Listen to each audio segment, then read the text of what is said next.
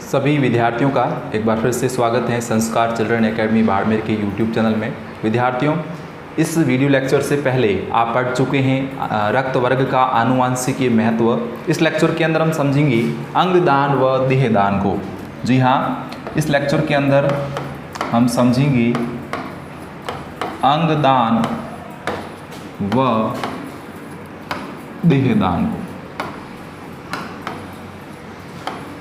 सबसे पहला प्रश्न इस टॉपिक से संबंधित पूछा जाता है कि अंगदान व देहदान किसे कहते हैं। पहला प्रश्न, पहला क्वेश्चन आपसे एग्जाम के अंदर पूछा जा सकता है कि अंगदान क्या होता है। तो सबसे पहले हम बात करते हैं अंगदान की। तो अंगदान का तात्पर्य हुआ कि जीवित या मृत व्यक्ति के द्वारा अपना अंग किसी जरूरतमंद व्यक्ति को दान करना। जीवित या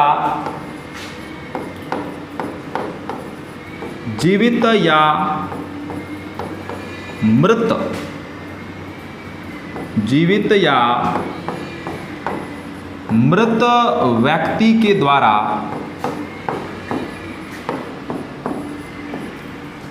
जरूरतमंद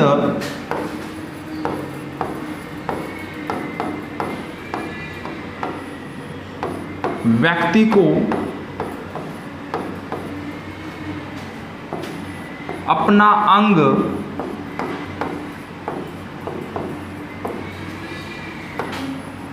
दान करना अंगदान कहलाता है। बिल्कुल सामान्य सी परिभाषा है। या तो जीवित व्यक्ति किसी जरूरतमंद व्यक्ति को अपना अंग दे सकता है या कोई मृत व्यक्ति अपना अंग किसी जरूरतमंद व्यक्ति को दे सकता है। अब यहां पर एक प्रश्न उठता है मृत व्यक्ति से संबंधित। नॉर्मली जीवित व्यक्ति बहुत कम अंग दान करते हैं। विदेशों में कहीं कहीं पे करते हैं, लेकिन भारत में इसका प्रतिशत बहुत कम है। यहां तक कि ऑल ओवर अगर अंगदान की बात करें वो भी भारत के अंदर बहुत कम है।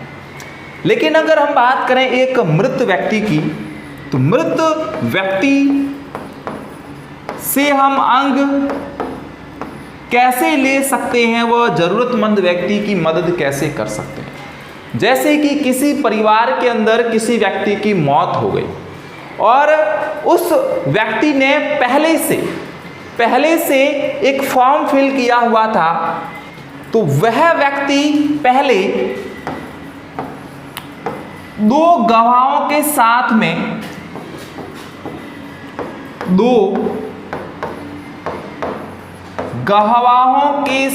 में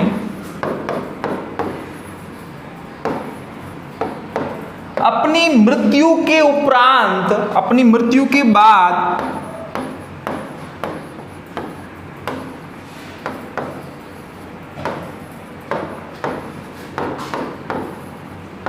सहमति प्रदान कर चुका होता है, कर चुका होता है।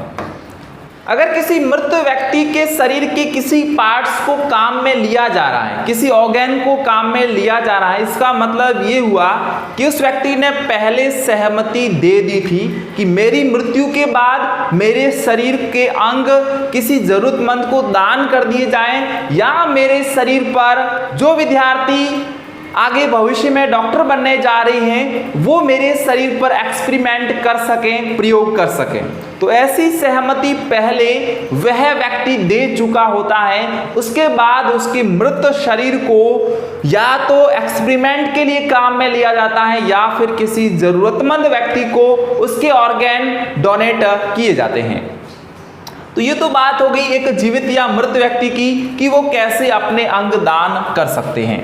अब विद्यार्थियों आगे हम बात करते हैं कि कौन कौन अपना अंग या अपना देह दान कर सकते हैं। अभी आपने समझा अंगदान को, किसको समझा?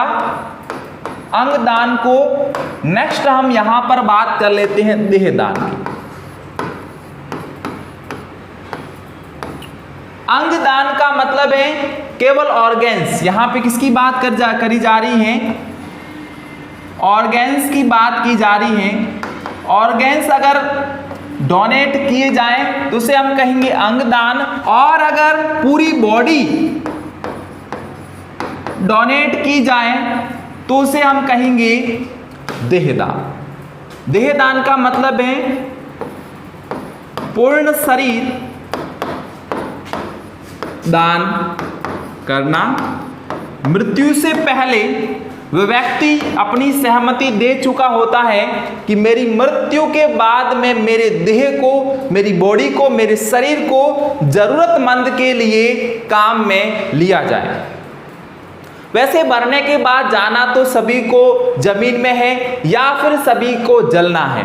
जलने से या जमीन के अंदर जाने से किसी का भला नहीं हो सकता, इसलिए जो व्यक्ति समझदार होते हैं वो पहले से अपनी सहमति बना लेते हैं कि मेरा जो शरीर है वो शरीर भविष्य के अंदर मेरी मृत्यु के उपरांत जरूरतमंद लोगों के काम आए। तो ऐसी भावना हर किसी के अंदर होनी चाहिए जिससे कि हम जरूरतमंद लोगों की मदद कर सकते हैं, मृत्यु से पहले नहीं तो उसके बाद में भी कर सकते हैं।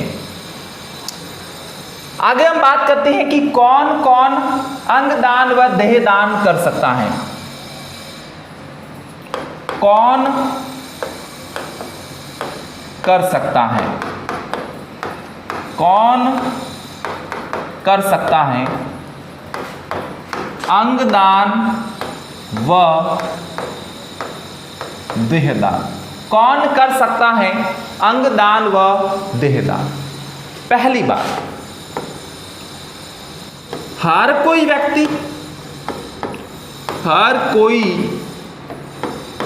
व्यक्ति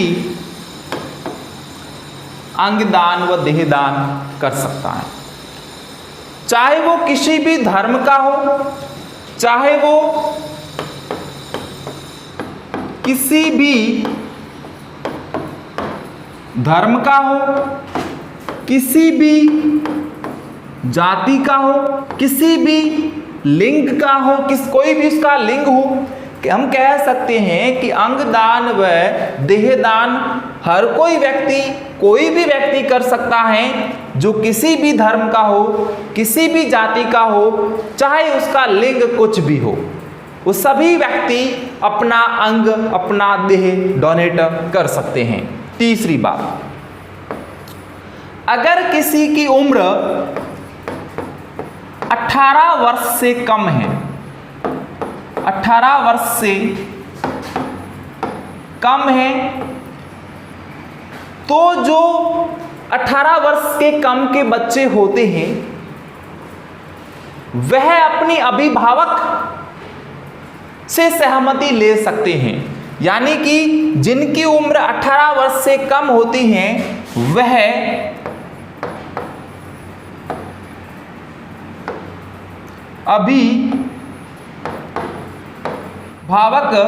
अभिभावक की सहमति से, अभिभावक यानी कि माता पिता या जो कानूनी रूप से उसका अभिभावक होता है। अब अभिभावक कुछ भी हो सकते हैं, अगर कोई अनाथ है तो उसका कोई ना कोई अभिभावक होगा जो उसको संरक्षण प्रदान कर रहा है, या फिर उसके माता पिता जो उनके अभिभावक होते हैं। तो अभिभावक की सहमति से 18 वर्ष से कम उम्र के बच्चे भी अपना अंग, अपना देह डोनेट कर सकते हैं। चौथी बात, अंगदान व देहदान करने की कोई सीमा नहीं है।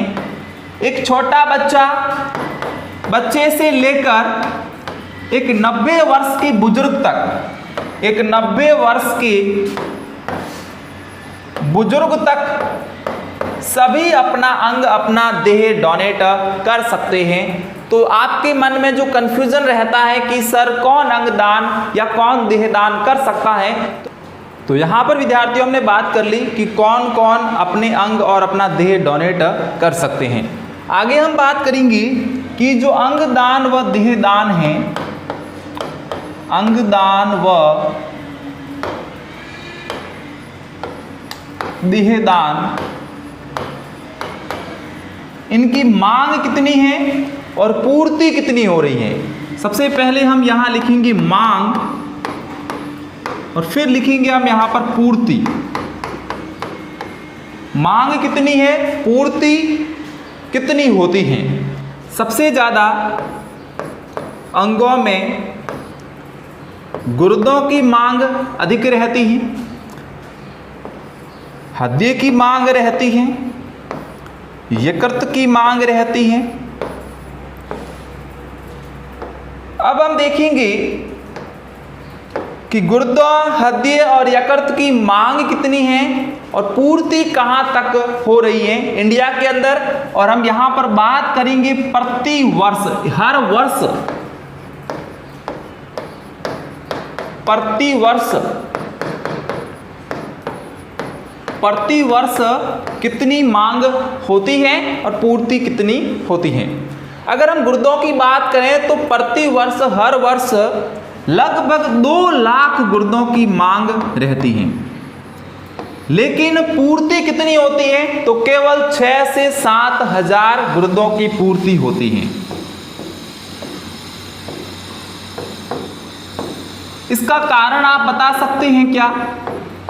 इसका कारण क्या है कि मांग तो 2 लाख है लेकिन पूर्ति 6 से 7 हजार है, जबकि इंडिया की जो पॉपुलेशन है वो लगभग 140 करोड़ के आसपास है। कहने का मतलब ये हुआ कि जो देश की जनसंख्या है वो मरने से पहले कभी सहमति नहीं जताते कि हमारा शरीर मरने के बाद जरूरतमंद के काम आएगा। वो मर जाते हैं, या तो जलाए जाते हैं या जमीन के अंदर दफन किए जाते हैं, लेकिन मरने के बाद वह कभी भी जरूरतमंद के काम नहीं आते। इसके लिए सहमति पहले जतानी पड़ती है। तो गुर्दे मांग 2 लाख लेकिन पूर्ति केवल 6 से 7 हजार की। हृदय की बात करें तो हर वर्ष लगभग 50 हजार हृदय की मांग रहती है, लेकिन केवल 15 से 20 हृदय ही मिलते हैं। केवल 15 से 20 हृदय बहुत कम मात्रा है।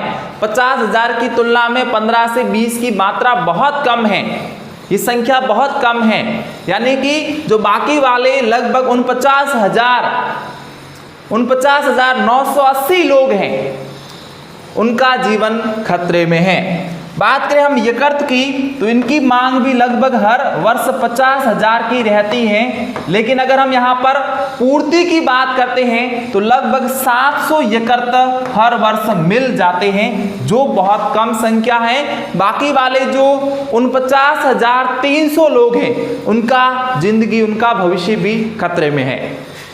तो ऑल ओवर हमने यहाँ पर बात की अंगदान व देहदान की, कि इनकी मांग कितनी रहती है और पूर्ति कहाँ तक हो पा रही है। स्टूडेंट्स, हम आगे बात करेंगे अंगदान की, कि ये अंगदान कितना महत्वपूर्ण है। पुराने समय के अंदर एक ऋषि हुआ करते थे, एक ऋषि थे जिनका नाम था ऋषि दधीचि। ऋषि दधीचि, इन्होंने अपने हड्डियों को समाज की भलाई के लिए डोनेट कर दिया। किसने? ऋषि दधीचि ने समाज की, सोसाइटी की भलाई के लिए, परोपकार के लिए, भलाई के लिए अपनी हड्डियों को दान कर दिया। ये प्राचीन समय, पुराने समय की बात है। आधुनिक समय के अंदर अंगदान व देहदान करने वाले लोगों की संख्या बहुत कम है, जिसके कारण जरूरतमंद लोगों को बहुत समस्याएं हो रही हैं। बात करें हम अंगदान की तो अंगदान दिवस हर वर्ष मनाया जाता है 15 अगस्त से 2 दिन पहले, यानी कि 13 अगस्त को हर वर्ष अंगदान दिवस के रूप में मनाया जाता है। तो विद्यार्थियों, आज के इस लेक्चर के अंदर आपने समझ लिया अंगदान व देहदान को। तो यहाँ पर इसी के साथ में ये लेक्चर कंप्लीट होता है और इसी लेक्चर के साथ में यूनिट भी कंप्लीट होता है। ये यूनिट था विद्यार्थियों प्रतिरक्षा व रक्त समूह, जिसके अंतर्गत आपने बहुत सारे टॉपिक पढ़े, जिसको मैं वापस एक बार बता देता हूँ कि इसमें आपने कौन कौन से टॉपिक्स को अच्छे से डिस्कस किया। पहला, सबसे पहले आपने समझा प्रतिरक्षा विधियों को। प्रतिरक्षा विधियां विद्यार्थियों आपने कितनी पढ़ी? प्रतिरक्षा विधियां आपने विद्यार्थियों पढ़ी 2। एक आपने पढ़ी स्वाभाविक प्रतिरक्षा विधि, स्वाभाविक प्रतिरक्षा विधि आपने पढ़ी, और इसके अलावा आपने दूसरी प्रतिरक्षा विधि पढ़ी थी उपार्जित प्रतिरक्षा विधि।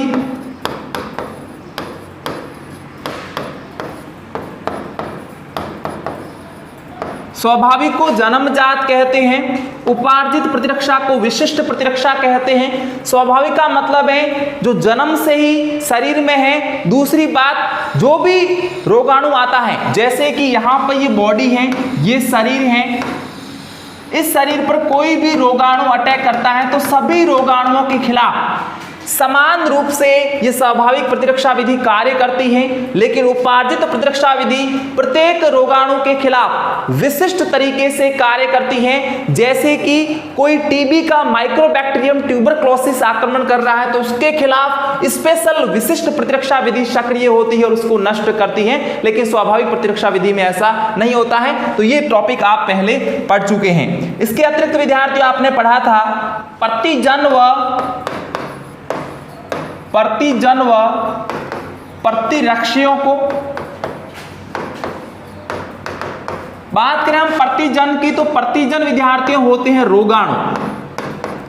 प्रतिजन क्या होते हैं? रोगाणु होते हैं जो व्यक्ति को क्या करते हैं? बीमार बना देते हैं, रोगी बना देते हैं, बीमार या रोगी बना देते हैं। प्रतिरक्षी क्या होते हैं? प्रतिरक्षी वह प्रोटीन्स होते हैं जिनको हम गामा ग्लोब्यूलिन प्रोटीन्स कहते हैं। ये वो गामा ग्लोब्यूलिन प्रोटीन्स होते हैं जो प्रतिजनों को नष्ट करते हैं, प्रतिजनों को नष्ट करते हैं। इसके अलावा विद्यार्थियों आपने पढ़ा था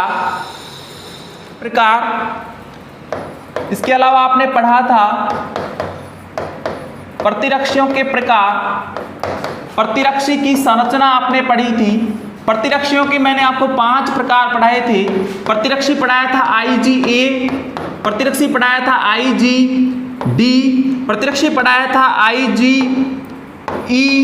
प्रतिरक्षी पढ़ाया था IgG और प्रतिरक्षी मैंने पढ़ाया था आपको IgM। इन सभी प्रतिरक्षियों का अपना एक विशेष महत्व है, सभी के अपने विशेष कार्य हैं जिनके लिए ये पहचाने जाते हैं। अगर हम बात करें IgA की तो मां के दूध में पाया जाता है। IgD ये एक विशिष्ट प्रतिरक्षाजनी प्रतिरक्षी है। IgA एलर्जी क्रियाओं में भाग लेता है। IgG मां को भ्रूण से जोड़ता है और IgM वह प्रतिरक्षी है जो सबसे पहले सर्वप्रथम उत्पादित होता है।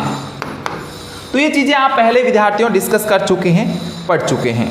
इसके बाद में विद्यार्थियों आपने पढ़ा था रक्त वर्ग को। आपने पढ़ा विद्यार्थियों RH कारक को। रक्त वर्ग मैंने आपको पढ़ा 4, रक्त वर्ग A, रक्त वर्ग B, रक्त वर्ग AB और रक्त वर्ग O। RH कारक विद्यार्थियों क्या होते हैं? 417 एमिनो अम्ल से बना होता है RH कारक। अगर हम बात करें किसी व्यक्ति के RH धनात्मक होने की या RH ऋणात्मक होने की, तो जो RBC होती है विद्यार्थी उस पर नॉर्मली 2 प्रकार के प्रतिजन होते हैं, प्रतिजन A और प्रतिजन B। लेकिन उस पर एक अतिरिक्त प्रतिजन RH प्रतिजन भी पाया जाता है। जब किसी व्यक्ति में RH प्रतिजन प्रेजेंट होता है यानी कि उपस्थित होता है तब हम कहते हैं कि वह व्यक्ति RH धनात्मक है। लेकिन यह जब अनुपस्थित होता है तो हम कहते हैं कि वह व्यक्ति RH नेगेटिव, RH ऋणात्मक होता है। और इसके बाद में विद्यार्थियों हमने पढ़ा था रक्त वर्ग का आनुवांशिकी महत्व। रक्त वर्ग का आनुवांशिकीय महत्व। और इसके बाद में हमने पढ़ा अंगदान व देहदान। तो ऑल ओवर हमने एक कंप्लीट चैप्टर पढ़ लिया, जिसमें आपको अगर कोई दिक्कत, कोई परेशानी, कोई समस्या है तो कमेंट बॉक्स में टाइप जरूर कर लें। लगातार आप हमारे साथ जुड़े हुए हो, आप सभी विद्यार्थियों का लगातार जुड़े रहने के लिए बहुत बहुत धन्यवाद। Thank you very much for watching this video.